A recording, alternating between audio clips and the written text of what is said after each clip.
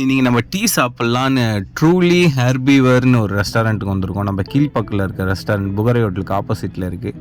Tea சாப்பிட வந்திருந்தேன். Entrance நல்லா அமேசியாக இருந்துச்சுங்க, நல்லா கலர்ஃபுல்லாக. உள்ளே போய் பார்த்தேன், ஆம்பியன்ஸும் சூப்பராக இருந்துச்சு. நல்லா மரக்கிளைங்கள்ல. யாருக்கெல்லாம் இந்த ஆம்பியன்ஸ் பிடிச்சிருக்கோ அவங்களாம் ஒரு ப்ளூ கலர் ஆட்டை கமெண்ட் பண்ணுங்கள். அப்படியே சமோசா ஆர்டர் பண்ணியிருந்தேன், பன்னீர் சமோசா, நல்லா க்ரீன் சட்னியோட.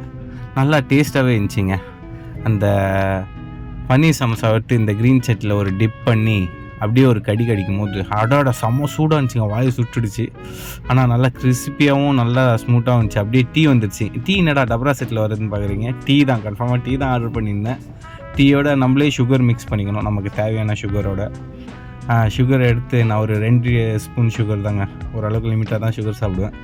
சுகர் எடுத்து டீயில் மிக்ஸ் பண்ணி அப்படியே அந்த சூடை ஆற்றி, நல்லா சூடாக இருந்துச்சு டீ, அதனால் அந்த கொஞ்ச நேரம் நல்லாவே ஆற்றிக்கிட்டு இருந்தேன்.